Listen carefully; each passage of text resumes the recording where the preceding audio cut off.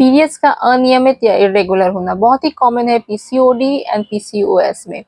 PCOD polycystic ovarian disease, PCOS polycystic ovarian syndrome, ये दोनों ही बीमारियां एक दूसरे से अलग कैसे हैं, कैसे ये बीमारियां आपकी ओवरऑल एनर्जी को अफेक्ट करती है, कैसे ये आपके वेट को अफेक्ट करती है, एंड कैसे ये आपके sexual drive, sexual health and relationships को अफेक्ट करती है। सो इस वीडियो के थ्रू ये सारी बातें आज हम लोग जानेंगे exclusively on my channel gyno talks with doctor Vimla. And yes, this is what every woman should know. एंड चैनल को लाइक शेयर सब्सक्राइब जरूर करना है एंड इस वीडियो को एंड तक देखना है for such informative and health related video. तो आप समझते हैं हम इन दोनों ही बीमारियां पीसीओडी एंड पीसीओएस को डिटेल में। PCOS polycystic ovarian syndrome, syndrome का मतलब होता है ग्रुप ऑफ डिजीजेज या एक ऐसी बीमारी जो आपके वेरियस सिस्टम को अफेक्ट करती है। जैसे कि पीसीओएस है वो आपके circulatory system, reproductive system, endocrine system को अफेक्ट करती है। तो अब हम लोग पीसीओएस के बारे में डिटेल में बात करते हैं। पीसीओएस में क्या होता है कि इसमें एंड्रोजन का लेवल बॉडी में बढ़ जाता है। एंड्रोजन जो है एक मेल हार्मोन है। इस बढ़े हुए मेल हार्मोन के कारण में फीमेल्स में होता है हिर्सुटिज्म। हिर्सुटिज्म का मतलब होता है कि male pattern of hair growth in females. इससे बाल आपके फेस एरिया पे आने लगेंगे, चेस्ट एरिया पे आने लगेंगे बाल, एंड आपको एक्नी, पिंपल्स होने लगेंगे। अब ये जो बढ़ा हुआ एंड्रोजन है वो आपके कोलेस्ट्रॉल को भी अफेक्ट करता है। ये जो बढ़ा हुआ एंड्रोजन है ये आपके गुड कोलेस्ट्रॉल या एचडीएल को कम करता है एंड बैड कोलेस्ट्रॉल जो एलडीएल है उसको बढ़ाता है, जिसके कारण आपको हार्ट डिजीजेज होने के चांसेस बढ़ जाते हैं। अब ये जो बढ़ा हुआ एंड्रोजन है वो कन्वर्ट हो जाता है ईस्ट्रोजन में। ईस्ट्रोजन जो है एक फीमेल हार्मोन है through a process called peripheral aromatisation. अब ये जो बढ़ा हुआ ईस्ट्रोजन है वो जाके एंडोमेट्रियम की थिकनेस को बढ़ाती है, जिसे हम लोग एंडोमेट्रियल हाइपोप्लेशिया कहते हैं। अब ये जो एंडोमेट्रियल हाइपोप्लेशिया है इसके कारण there is always a future risk रहता है एंडोमेट्रियल कैंसर होने का। और ये जो बढ़ा हुआ ईस्ट्रोजन है वो भी ब्रेस्ट कैंसर का चांसेस बढ़ा देती है। ये जो एलिवेटेड ईस्ट्रोजन है वो जाके एक और हार्मोन को इफेक्ट करती है जिसे कहते हैं एलएच या ल्यूटिनाइजिंग हार्मोन। इस हार्मोन का वो लेवल जो है हमेशा ही बढ़ा के रखती है, जिसके कारण ओवरी से ओवम नहीं निकल पाता, और ओवरी से ओवम जब नहीं निकल पाता है तब एनोवुलेशन हो जाता है, ऐसे कंडीशन कहते हैं, और ऐसे में कंसीव नहीं हो पाता है एंड इनफर्टिलिटी रहती है। अब सिंस ओव्यूलेशन तो हो रहा नहीं है तो वो जितने भी फॉलिकल्स है ओवरी में वो सिस्ट में ग्रेजुअली कन्वर्ट होने लगते हैं और हमें दिखते हैं in form of multiple cyst in the ovary.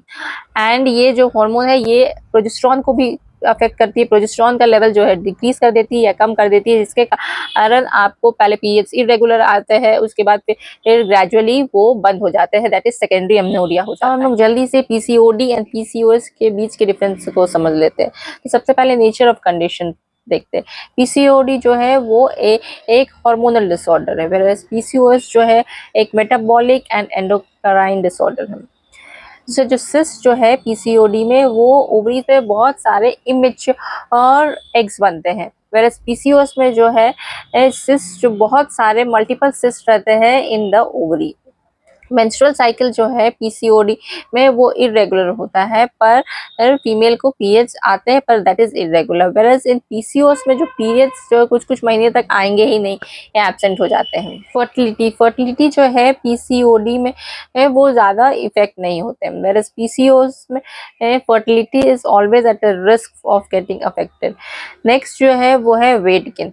तो पीसीओडी में जो वेट गेन होता है वो माइल्ड टू मॉडरेट होता है एंड विथ लाइफस्टाइल मॉडिफिकेशन आप रिवर्ट बैक कर सकते हैं। वेरस पीसीओएस में क्या होता है, वेट गेन जो होता है वो बहुत ज़्यादा होता है, इसमें आपको मेडिकेशंस भी चाहिए एंड लाइफस्टाइल मॉडिफिकेशंस भी चाहिए। Next is hormonal balance. जो पीसीओडी में हार्मोनल बैलेंस होता है वो थोड़ा बहुत होता है, वेरस पीसीओएस में जो हार्मोन्स का इम्बैलेंस होता है वो काफ़ी ज़्यादा होता है, इसमें इनफैक्ट इंसुलिन रेजिस्टेंस भी हो जाता है। Next is treatment.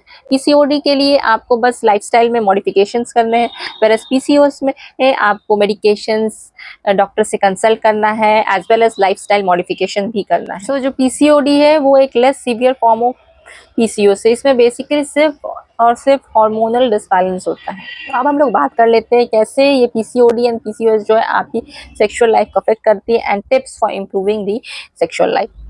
तो सबसे पहला है low libido. Low libido means होता है लो सेक्सुअल ड्राइव। ये बेसिकली होता है एलिवेटेड या एंड्रोजन हार्मोन की बढ़ी हुई की वजह से। ये जो एंड्रोजन हार्मोन है ये जाके अफेक्ट करती है आपके प्रोजेस्टेरॉन को, आपके ईस्ट्रोजन को, जिसके कारण आपके पीरियड्स इरेगुलर हो जाते हैं, आपको फेशियल हेयर हो जाता है, चेस्ट पे भी हेयर हो जाता है, वेट गेन भी होता है। ऐसे आपको एक साइकोलॉजिकल ट्रॉमा हो जाता है और ऐसे में आपकी ऑटोमेटिकली जो डिजायर है फॉर सेक्स वो कम हो जाती है। तो बेसिकली ये होता है हार्मोनल इम्बैलेंस से और मेनली जो पेशेंट्स अफेक्ट होते हैं इसमें वो है पीसीएस वाले पेशेंट्स अफेक्ट होते हैं। दूसरा ये है कि ये बीमारियां जो है आपको वजाइनल ड्राइनेस करवाती है एंड पेनफुल इंटरकोर्स। देखिए ये बेसिकली होता है क्योंकि ईस्ट्रोजन की कमी हो जाती है जिसके कारण वजाइना जो है ड्राई हो जाता है और इंटरकोर्स जो है अनकंफर्टेबल एंड पेनफुल हो जाता है। And to know more about pain during sex, you can check out my video on my channel and इसका link I'll be sharing in the description। अब जानते हैं कैसे ये आपकी फर्टिलिटी को अफेक्ट करती है एंड रिलेशनशिप्स को। तो जनरली पीसीओएस वाले जो पेशेंट्स होते हैं उसमें ओव्यूलेशन जो है वो तो या तो इरेगुलर हो जाता है या तो नहीं हो पाता, जिसके कारण कंसीव करने में दिक्कत आती है, या तो कंसीव नहीं हो पाता जिसके कारण फाइनली इनफर्टिलिटी हो जाती है। अब ऐसे कपल्स में क्या होता है कि चिड़चिड़ापन डेवलप हो जाता है, उनमें एक प्रेशर फील होता है कि कंसीव करना है एंड बिकॉज ऑफ दिस चिड़चिड़ापन जो है ग्रेजुअली जो है इंटीमेसी भी जो है वो रिड्यूस होने लगती है। ये बीमारियां जो है आपके mood swings and emotional stress को भी अफेक्ट करती है। डिप्रेशन और एंग्जाइटी जो है बहुत ही कॉमन हो जाता है because of the hormonal disbalance. Stress, weight gain and overall energy को ये कम कर देती है जिसके कारण आपकी इंटीमेसी जो है फाइनली ये रिड्यूस होने लगती है एंड डिजायर फॉर सेक्स जो है वो भी कॉम्प्रोमाइज होने लगता है। अब बात कर लेते हैं हम लोग कैसे सेक्स लाइफ को इम्प्रूव करना है विद पीसीओएस एंड पीसीओडी। तो सबसे पहला डाइट एंड लाइफस्टाइल मॉडिफिकेशन। तो ग्रीन लीफी वेजिटेबल्स जैसे स्पिनच हो गया या नट्स, लेंटिल्स, ये सबको अपने डाइट में इंक्लूड करना है सो दैट आपकी एनर्जी लेवल जो है वो बढ़ सके। दूसरा ये है कि एवोकाडो को भी अपने डाइट में इंक्लूड करना है एंड यस चीनी को अपने डाइट में जो है कम करना है, लेवल इसकी रिड्यूस करनी है gradually. Next step to improve your sex life is correct your hormonal imbalance.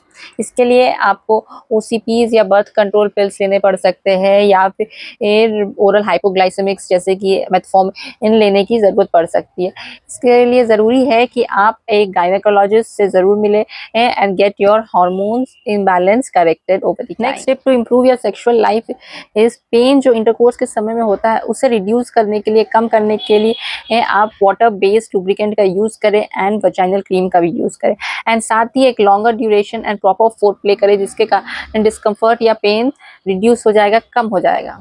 Next step is boost your libido naturally. इसके लिए आपको लाइफ से स्ट्रेस कम करना है, एक्सरसाइज करना है, योगा करना है, मेडिटेशन करना है। नेक्स्ट स्टेप इज वेट को मैनेज करना है, रिड्यूस करना है। तो रेगुलर एक्सरसाइज से वेट में काफ़ी इंप्रूवमेंट आएगा and it will also help to improve your sexual confidence. In fact 5 से 10% अगर वेट में रिडक्शन हो जाता है स्पेशली इन पीसीओएस पेशेंट, तो ऐसे पेशेंट्स में जो ओव्यूलेशन जो है वो दोबारा से होने लगते हैं। पीसीओडी पीसीओएस जो है वो सिर्फ आपके पीरियड्स को इरेगुलर नहीं करती बल्कि ये आपके मेंटल हेल्थ, सेक्सुअल लाइफ को भी इक्वली अफेक्ट करते हैं। So with right knowledge, right lifestyle modification आप इन बीमारियों को ओवरकम कर सकते हैं। और अगर ये वीडियो आपको अच्छा लगा, इंटरेस्टिंग एंड अमेजिंग लगा, then give it a like, share and subscribe to my channel. Till then, bye bye and see you with another episode on my channel Gyno Talks with Dr. Ganga.